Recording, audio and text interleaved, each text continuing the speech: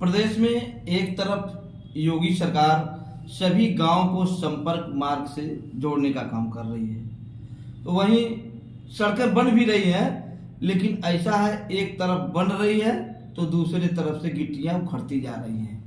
ऐसे में ये सरकार तो योजनाएं दे रही हैं और यह जनप्रतिनिधियों के निधि से ही काम हो रहा है, उसके बाद भी इस तरीके से सड़कें बन रही हैं, जिसकी सच्चाई जानने के लिए आज हमारे साथ नए मेहमान हैं अनिल वर्मा जी, जो जर्नलिस्ट से गोल्ड मेडलिस्ट हैं।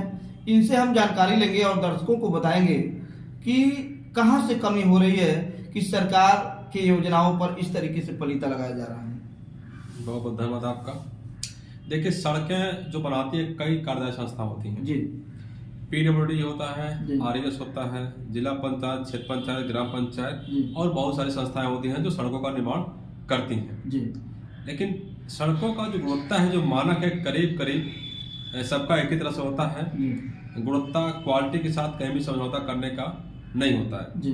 लेकिन होता क्या है कि सभी जो संस्थाएं हैं कहीं की गुणवत्ता के साथ खिलवाड़ करती हैं, मानक के साथ खिलवाड़ करती हैं। शहर में और जो मेन रोड होते हैं, NH होते हैं, वो रोड तो बहुत शानदार बनती हैं, लेकिन जो लिंक मार्ग होते हैं गाँव की ओर जो जाता है, जो नहर की पटरियां होती हैं, गाँव की जो सड़क होती हैं, उसमें बहुत बड़ा खेला हो जाता है। एक तरफ सड़कें बनती हैं, दूसरी तरफ सड़कें उखड़नी शुरू हो जाती हैं। कोई भी सरकार हो, चाहे भाजपा हो, सपा हो, कांग्रेस हो, बसपा हो, किसी भी कोई भी सरकार हो, अक्सर ऐसा देखने को मिलता है कि सड़कें बनने के बाद 6 महीने साल भर के बाद टूटनी शुरू हो जाती हैं। भाई, सड़कें जनता के पैसे से बनती हैं, जनता के टैक्स से बनती हैं, तो ये करते क्या है ठेकेदार और इंजीनियर साहब लोग, ये लोग कमीशन के चक्कर में सड़कों की गुणवत्ता के साथ, मानक के साथ खिलवाड़ कर देते हैं, कमीशन खा करके।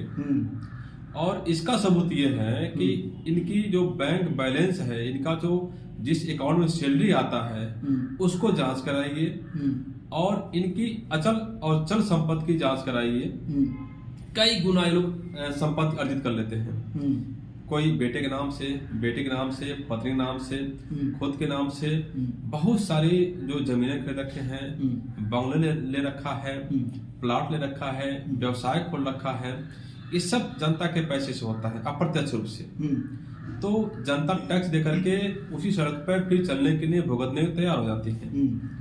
तो कहीं न कहीं इसमें जो तंत्र बना हुआ है वो घुस करके कमीशन खोरी करता है, जिसकी वजह से सड़कें टूट जाती है। मुख्यमंत्री योगी आदित्यनाथ जी बहुत ईमानदार हैं और वो हमेशा गुणवत्ता मानक को ध्यान रखने की बात करते रहते हैं, लेकिन वो कहाँ देख पाएंगे। जिनको बैठाया, जो IAS जिले बैठा हुआ है, उनको बैठाया हुआ देखने के लिए, एक्शन को बैठाया हुआ उसमें देखने के लिए कि सही काम हो। लेकिन होता है क्या, एक्शन और AJ और ठेकेदार जो होते हैं वो लालची हो जाते हैं। जब लालच आ जाती है तो वहाँ गुणवत्ता के साथ खिलवाड़ हो जाता है। तो वजह यही है कि जो तंत्र है, जिसको निगरानी दिया गया है जांच करने के लिए, देखने के लिए, गुणवत्ता का ख्याल रखने के लिए, वो सही से नहीं काम कर पाता है। मुख्यमंत्री योगी आदित्यनाथ जी को एक बार औचक निरीक्षण करना चाहिए गाँव की ओर, गाँव की सड़क की ओर। 1 साल 2 साल पुरानी सड़कों को निरीक्षण निकलवा लें और बिना बताए उस रोड पर निकल चले, फिर देखें किस प्रकार से इनके जो तंत्र में बैठे जो IAS PCS और प्रशासनिक अधिकारी, इंजीनियर हैं, कैसे काम करते हैं, उनके आदेशों का पालन कितना कर पाते हैं, कितना मेंटेन कर पाते हैं। नहीं हो पाता है। आप देखेंगे बहुत सड़कें ऐसी भी मिल जाएंगी आपको जो बनी नहीं है और उसका धनराशि खारिज हो गया। एक सवाल और है आपका, जैसे सड़कें जब बनती हैं या कोई काम होता है तो नियम है कि एक बोर्ड लगाया जाए कि कौन कार्यदायी संस्था काम करा रही है, लेकिन इस तरीके से इसमें यहाँ कुछ नहीं होता है। अभी आप यहाँ देख लें, जनपद मुख्यालय से 8 किलोमीटर पूरब अगर आप जाएंगे तो एक लिंक मार्ग है, जो नहर की पटरी बनी हुई है। मात्र अभी 6 महीना हुआ और गिट्टियाँ एकदम पूरी तरह उखड़ चुकी है। न वहाँ कोई बोर्ड लगा है, न बैनर लगा है, न कोई जान पा रहा है कि कौन कार्यदायी संस्था बनवाई रही है। देखिए, जब कोई निर्माण कार्य होता है तो उसकी कार्यदायी संस्था जो होती है, उसके अलावा वहाँ पे जो है एक अधिकारी लगाए जाते हैं, 1 या 2 अधिकारी लगाए जाते हैं और कार्य अधिकारी बोलते हैं उनको।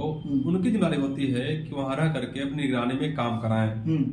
लेकिन वो करते क्या है, कमीशन खा लेते हैं तो उनको बोर्ड नहीं दिखा देता। बोर्ड नहीं दिखा देता है, शुरू से लेकर अंत तक चले जाएंगे, बोर्ड नहीं लगवा रहते हैं, चूंकि कमीशन खाए रहते हैं, इसलिए उस पर ध्यान नहीं देते हैं। जबकि वहां उनको लगवाने के बाद ही काम शुरू करना होता है, साइन बोर्ड होता है, वहाँ कार्यदायी संस्था, निर्माण की लागत, स्वीकृत लागत, कार्य शुरू करने की अवधि, कार्य समाप्त करने की होने की अवधि, सारा डिटेल उसमें लिखा होना चाहिए कार्य शुरू होने से पहले। लेकिन कार्य खत्म हो जाता है तब तक नहीं लग पाता है, लेकिन इसका नुकसान सरकार को उठाना पड़ता है। लोग जान नहीं पाएंगे कि भाजपा बनवा रही है कि सपा बनवाई थी, कुछ में बात पता नहीं चल पाएगा किस किस देन थी ये, क्योंकि सपा भाजपा बनवा रही है तो भाजपा का नाम होना चाहिए वहां पर, उसके कार्यकाल का नाम होना चाहिए। लेकिन कहीं न कहीं साजिश है सरकार के खिलाफ कि नाम नहीं देंगे तो लोग जान नहीं पाएंगे कि किस सरकार में कौन सरकार इसको बनवा रहे हैं। और ये भी है कि लोग सोचते हैं कि जब बोर्ड लग जाएगा तो जान जाएंगे कि अरे इतने धनराशि पे खर्च हो रही है, जब खराब काम होगा जब उस पर खराब काम होगा तो लोग सवाल खड़ा शुरू कर देंगे, तो लोगों को जानकारी नहीं पाएगी कौन बनवा रहा है। अब कोई बनवा रहा होगा तो कहेंगे जिला पंचायत बनवा रहे हैं, जिला पंचायत पूछेंगे क्षेत्र पंचायत बनवा रहा है, क्षेत्र पंचायत पूछेंगे हमने बनवा रहे हैं, वो पीडब्ल्यूडी बनवा रहे हैं, पीडब्ल्यूडी पूछेंगे आरएस बनवा रहा है। तो मतलब जनता जान नहीं पाती कौन बनवा रहा है, शिकायत वहाँ कहाँ करेगी। कहीं न कहीं ये इंजीनियर जो होते हैं मिले होते हैं, इनकी आय की संपत्ति की जांच होनी चाहिए। और मुख्यमंत्री जब तक रेंडमली जांच नहीं करेंगे तब तक इनके अधिकारी इनको गुमराह करते रहेंगे और इनकी छवि खराब करते रहेंगे, जो कि मुख्यमंत्री जी बहुत ही नेक और अच्छे छवि वाले हैं और उनकी छवि को कहीं खराब करने की कोशिश कुछ लोग कर रहे हैं। इसकी भी जांच होनी चाहिए कि क्या इसमें कुछ सत्ता पक्ष के नेताओं का भी हाथ है, क्या उनके भाई बहन या कोई रिश्तेदार इस पर ठेकेदारी कर रहे हैं, क्या सत्ता का धौं दिखा करके वो खराब काम कर रहे हैं ताकि सत्ता में रहते हुए उनको बोल नहीं पाएगा, खराब काम होगा, वो पैसे कमा के चले जाएंगे, सरकार आएगी जाएगी जाती रहती है। कहीं कहीं ये भी मंशा हो सकता है कि हम चंद दिनों के लिए जनप्रतिनिधि बने हुए हैं, इसके बाद पता नहीं सरकार रहेगी नहीं रहेगी, पैसा लूट लिया जाए। तो कहीं कहीं विधायक भी इसमें जिम्मेदार हो सकते हैं, क्योंकि विधानसभा उनके विधानसभा क्षेत्र में खराब काम हो रहा है तो जिम्मेदारी उनकी बनती है, जवाबदेही उनकी बनती है, क्योंकि जनता ने उनको वोट दिया है अपने क्षेत्र के लिए, विकास के लिए, निगरानी के लिए, गुणवत्ता का ध्यान रखने के लिए, बहुत सारी चीजों का ध्यान रखने के लिए। बहुत बहुत धन्यवाद, आपने बहुत अच्छा जानकारी दिया हमारे दर्शकों को। तो नमस्कार।